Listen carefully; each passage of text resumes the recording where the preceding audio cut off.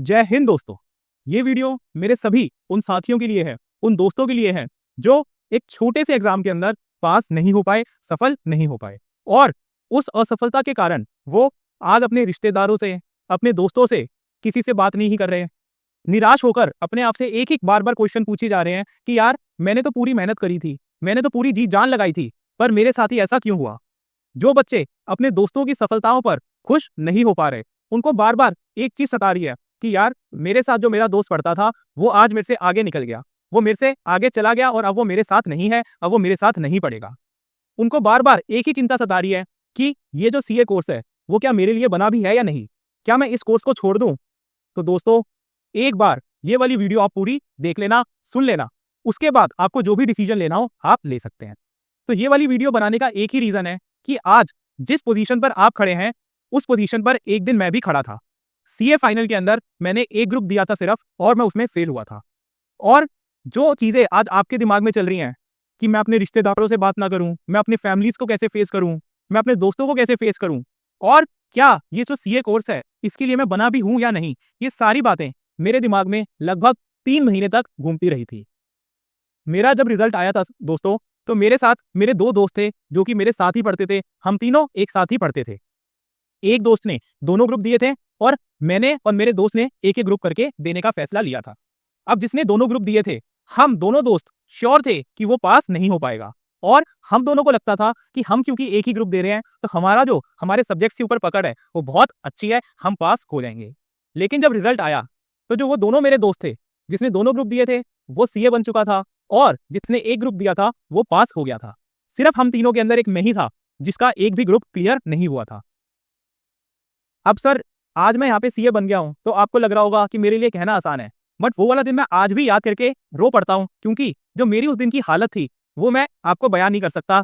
मैं अपने रिश्तेदारों से बात नहीं कर रहा था, मैं अपने घर वालों से बात नहीं कर रहा था और मेरे दिमाग में सिर्फ एक ही क्वेश्चन चल रहा था कि जो मेरे साथ के दोस्त हैं वो जब दोनों ग्रुप भी एक साथ पढ़ के निकाल सकते हैं उतने ही टाइम में जितने में मैंने एक ग्रुप पढ़ा है, तो क्या मेरे अंदर ही कोई कमी है, मेरे अंदर ही कोई प्रॉब्लम है जिससे कि मैं अपने सीए को एग्जाम्स को क्लियर नहीं कर पा रहा, और क्या मुझे अपनी फील्ड चेंज कर लेनी चाहिए। तो उस टाइम पे जो मेरे बड़े भैया हैं, मैं उनको बहुत रिस्पेक्ट करता हूँ, उन्होंने मेरी लाइफ के अंदर बहुत ज़्यादा पॉजिटिव इम्पैक्ट डाला है। तो उनके साथ मैं बैठा।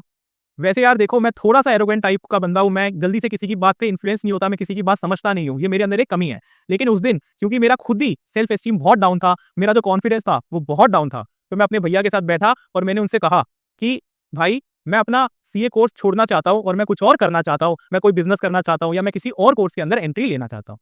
तो मेरे भाई ने मेरी बात समझी। मेरा भाई मेरी कैपेबिलिटी शुरू से ही जानता है, मेरे साथ ही रहा है। तो उसने मेरे से पूछा कि तू ऐसा क्यों करना चाहता है? तो मैंने बोला यार मेरे दोनों दोस्त पास हो गए, मैं फेल हुआ। तो उसने बोला कि तूने एक भी बार इस सोच को साइड में रख के कि तेरे दोनों दोस्त पास हो गए, तू रिश्तेदारों को कैसे अपना मुंह दिखाएगा, इन सब चीजों को साइड में रख के एक भी बार ये सोचा कि तेरे फेल होने के कारण क्या क्या रहा हो सकता है, तू फेल क्यों हुआ, तूने कभी इस चीज पर विचार किया? तो मैंने कहा नहीं, मैंने इस चीज पर अभी तक विचार नहीं किया कि मैं फेल क्यों हुआ। तो उसने बोला कि तेरा जो भी डिसीजन हो तू ले लियो, लेकिन एक दिन पूरा इस चीज को दे, अपनी कॉपी पेंसिल ले और लिख कि मैं इस सब्जेक्ट के अंदर क्यों फेल हुआ, और अगर तेरे को लगता हो कि तूने अपना 100% दिया था और उसके बाद भी तू फेल हुआ तो इसका मतलब ये है कि तूने अभी तक इस कोर्स को समझा ही नहीं है कि इसके अंदर पढ़ाई कैसे करनी होती है। वो खुद भी कॉम्पिटेटिव एग्जाम दे चुका है, खुद भी कॉम्पिटेटिव एग्जाम की तैयारी कर चुका है, इसलिए वो समझता है कि कोई भी कॉम्पिटेटिव एग्जाम सिर्फ और सिर्फ पूरी पढ़ाई करने से, पूरी लगन से पढ़ाई करने से क्लियर नहीं होता। उस हर एक कॉम्पिटेटिव एग्जाम की एक तरीका होता है, एक टेक्निक होती है जो कि अलग बनाती है जो बच्चे पास हो जाते हैं और जो बच्चे फेल होते हैं। तो सर, मैंने एनालाइज किया अपने आप को, तो अगर मैं अपनी 3 गलतियां बताऊं जो मेरे को सबसे ज्यादा लगी, तो सबसे पहली गलती थी कि मैंने शॉर्ट नोट्स नहीं बनाए थे, जिसकी वजह से एग्जाम से एक दिन पहले मैं सिर्फ 50 to 60% ही अपना पूरा सिलेबस रिवाइज कर पाया था। और मैंने कोई भी एग्जाम 60 नंबर से ऊपर अटेम्प्ट नहीं किया था, 60 to 65 नंबर का मैं हर एग्जाम अटेम्प्ट करके आया था। और मेरे हर एग्जाम के अंदर 35 अबव आए थे, 40 नहीं आए थे लेकिन 35 अबव आए थे, जिसका मतलब ये था कि मैं हर एग्जाम के अंदर 55 to 60% तक स्कोर कर रहा था, जो कि मैं अपना एग्जाम करके आया था, जितना मैं अटेम्प्ट करके आया था। तो पहली चीज तो मेरे को ये समझ में आई कि जो मेरे अंदर कमी थी कि मैं हर एग्जाम अभी सिर्फ 65 to 70 नंबर का ही अटेम्प्ट कर पा रहा था और उससे एक दिन पहले सिर्फ 60 से 65% ही उसको रिवाइज कर पा रहा था। जो दूसरी चीज मेरे को समझ में आई कि जो मैं जितना मैं पढ़ता था, मैं क्वेश्चन बैंक्स करता था, मैं पूरी की पूरी बुक पढ़ता था, लेकिन मेरे को वो याद नहीं रह रहा था क्योंकि मैं उसके शॉर्ट शॉर्ट नोट्स नहीं बनाता था। मैं उसको कंसाइज ही नहीं करता था अपने सिलेबस को कि मेरे को पेपर से एक दिन पहले कितना पढ़ना है, जिसकी वजह से पेपर से एक दिन पहले भी मैं पूरी मोटी मोटी बुक पढ़ने बैठ जाता था और मैं लास्ट तक पढ़ता रहता था, लेकिन मैं पूरी सिलेबस कवर नहीं कर पाता था। फिर सर मेरे जो दोस्त जो पास हुए थे, मैंने उनसे बात करी, क्या तुम अपना 100% सिलेबस करके गए थे? तुमने अपनी तैयारी कैसे करी? तो उन्होंने अपने नोट्स मेरे को दिए, उन्होंने अपने नोट्स दिखाए कि भाई ये देख, हमने जो इतना बड़ा टॉपिक है, जो 5 पेजेस का टॉपिक है, उसके 1 पेज के अंदर नोट्स बनाए हुए हैं। जो टॉपिक्स इंपॉर्टेंट नहीं थे एग्जाम के लिए, उन टॉपिक्स को हमने लास्ट दिन नहीं पढ़ा था और उनसे सिर्फ 5 से 7 नंबर का ही एग्जाम में आया था। जो टॉपिक हमें बहुत ज्यादा मुश्किल लग रहे थे, बहुत ज्यादा टाइम कंज्यूमिंग लग रहे थे और हमें लग रहा था इनकी वेटेज एग्जाम में बहुत ज्यादा नहीं है, उनको हमने छोड़ दिया था, हम उनके पीछे नहीं पड़े थे। और जो भी हमने काम किया, जो भी हमने पढ़ा, उस पे हमने इंश्योर किया कि हम उसको अच्छे से याद करें, एग्जाम से एक दिन पहले उसको अच्छे से पढ़ें और उसको एग्जाम में अच्छे से लिख पाएं। तो सर उसके बाद जब मैंने अपनी ये चीजें एनालाइज करी तो मैंने एक डिसीजन लिया कि आज से मैं अपनी दोबारा से पढ़ाई शुरू करूंगा और एग्जाम तक मैं अपना 100% दूंगा, एक बार और अपनी पूरी मेहनत से। इस बार दोनों ग्रुप दूंगा, सिंगल ग्रुप नहीं दूंगा सर, दोनों ग्रुप दूंगा।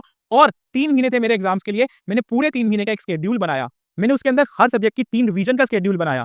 मैंने हर सब्जेक्ट का, जो पिछले अटेम्प्ट में मैंने मॉक टेस्ट नहीं दिया था, मेरे को पता नहीं था कि पेपर किस टाइप का आता है, मैंने हर एग्जाम के लिए एक एक दिन मॉक टेस्ट के लिए रखा कि मेरे को हर एग्जाम का मॉक टेस्ट देके देखना है कि मैं कितना प्रिपेयर हूं एग्जाम के लिए। मैंने जो भी मेरे थ्योरी सब्जेक्ट्स थे, मेरे उस टाइम पे ऑडिट और लॉ थे सीए फाइनल के अंदर, मैंने डेली बेसिस पे 2-2 3-3 घंटा पढ़ना उनको चालू किया ताकि मैं 3 महीने थ्योरी सब्जेक्ट्स को बार-बार रिवाइज कर पाऊं और मैं अपने अंदर रिटेन कर पाऊं उन सब्जेक्ट्स को। जो मेरे प्रैक्टिकल एग्जाम्स थे, उसके अंदर जो भी मेरे को डिफिकल्ट टॉपिक लगते थे, मैंने उनको छोड़ दिया। यानी कि डिफिकल्ट और जो एग्जाम के पॉइंट ऑफ व्यू से इतने इंपॉर्टेंट नहीं थे कि वो 20 से 25 या 30 नंबर का आ जाए एग्जाम में, 5 से 7 नंबर के वो टॉपिक्स आ सकते थे, उनको मैंने छोड़ दिया। और मैंने सर बहुत डेडिकेटेडली सुबह से लेकर रात तक 10 से 12 घंटे पढ़ाई करना शुरू किया। मैंने दोस्तों से बात करना, इधर उधर का टाइम वेस्ट करना, अपना दिमाग फालतू की चीजों में लगाना छोड़ दिया और अपना पूरा कंसंट्रेशन सिर्फ इस चीज पे दिया कि जो मैं पढ़ रहा हूँ उसको मैं अच्छे से पढ़ूंगा, अच्छे से याद करूंगा। फिर चाहे मैं पास हूं चाहे मैं फेल हूं, मुझे उस चीज से मतलब नहीं है, लेकिन जब मैं अपना लास्ट एग्जाम अपने घर पे देके आऊं तो मेरे मन में यह तसल्ली होनी चाहिए कि सर मैंने अपना 100% दिया है, अगर अब भी मैं फेल हुआ तो हाँ, मैं सीए बनने के काबिल नहीं हूं। तो सर जब मैं फर्स्ट टाइम फेल हुआ था तो मेरे भी दिल को पता था कि यार मेरी कुछ गलतियां रह गई हैं जो मैं इंप्रूव कर सकता था, जिसकी वजह से मैं पास नहीं हो पाया। लेकिन जब मैंने सेकंड अटेम्प्ट दिया तो सर मेरे को पता था कि मैंने अपना 100% दिया है, इससे ज्यादा 3 महीने के अंदर कोई भी बंदा नहीं दे सकता, या मैं तो एटलीस्ट नहीं दे सकता। और सर रिजल्ट मेरे फेवर में रहा, मैं दोनों ग्रुप्स के अंदर उसके बाद पास हुआ। और ये आपको एक बहुत ऐसी स्टोरी लग रही होगी कि जो इम्पॉसिबल है, क्योंकि आज आप मेरी जगह पर खड़े हैं। लेकिन मैं आपको एक चीज बता दूं, मैं आपको अपने डिस्क्रिप्शन के अंदर आपको अपना पर्सनल नंबर भी दूंगा, आप मेरे को व्हाट्सएप कर सकते हैं। अगर आपको ये लग रहा है कि आपकी तैयारी पूरी थी और आप तब भी फेल हुए हैं, तो आप सर मेरे को व्हाट्सएप करो और मेरे से एक बार बात करो। मैं आपको इंश्योर करता हूं, मैं आपको आपकी गलतियां बताने में आपकी हेल्प करूंगा। प्लस जिन भी बच्चों को ये लग रहा है कि यार उनको अब समझ नहीं आ रहा कि वो कैसे शुरुआत करें अपने एग्जाम्स की, तो मैं उन बच्चों को भी पूरे दिल से हेल्प करूंगा। जितना भी अभी एग्जाम के लिए टाइम है, उनकी स्ट्रेटेजी बना के दूंगा, उनके लिए उनके साथ खड़ा रहूंगा, और जब तक वो अपने एग्जाम से पास नहीं हो जाते, मैं आपके एज अ मेंटोर आपके साथ रहूंगा। और सर इन सब के लिए मैं आपसे कुछ भी चार्ज नहीं करने वाला हूं। एज अ भाई, एज अ बिग ब्रदर, मैं आपके लिए ये सब फ्री में करना चाहता हूं। तो डिस्क्रिप्शन में आपको मेरा नंबर रहेगा, मैं आपको बता भी देता हूं, 9220996467 मेरा नंबर है। आपको डिस्क्रिप्शन में मिल जाएगा मेरा नंबर, आप चाहें तो उस पर कॉल करके मेरे से बात कर सकते हैं। ठीक है सर, तो ऑल द बेस्ट दोस्तों, निराश नहीं होना है। ये लाइफ का एक छोटा सा फेज है, इसके अंदर जो है अभी तो आप जो बच्चे पास हुए हैं उनको भी पता चलेगा कि जैसे जैसे वो नेक्स्ट स्टेप पे जाते रहेंगे सीए की लाइफ के अंदर, वैसे वैसे उनकी मुश्किलें और ज्यादा बढ़ती जाती हैं। मैं ये नहीं कह रहा कि मुश्किलें भरना गलत बात होती है, लेकिन जो बच्चे ये सोच रहे हैं कि यार अगर मेरी आईपीसीसी क्लियर हो जाता या मेरा सीए फाइनल क्लियर हो जाता तो मेरी लाइफ बहुत ज्यादा ईजी हो जाती, बच्चों को कभी भी नहीं होता। जब तक आपकी लाइफ है तब तक मुश्किलें आपके साथ रहती हैं। आज मेरे को सीए बने 3 साल हो गए लगभग, हम आज भी डेली बेसिस पे स्ट्रगल करते हैं, आज भी बहुत मेहनत करनी पड़ती है हमें, ताकि हम अपनी लाइफ को एक अच्छी बेहतर लाइफ बना सकें, फ्यूचर हमारा अच्छा बन सके। ठीक है, तो आशा करता हूं कि आपको इस वीडियो से कुछ हेल्प हुई होगी, और अगर आपकी हेल्प हुई है तो आप अपने दोस्तों के साथ ये वाली वीडियो जरूर शेयर करें जो इस एग्जाम के अंदर पास नहीं हो पाए। ठीक है दोस्तों, तो चलिए बाय बाय।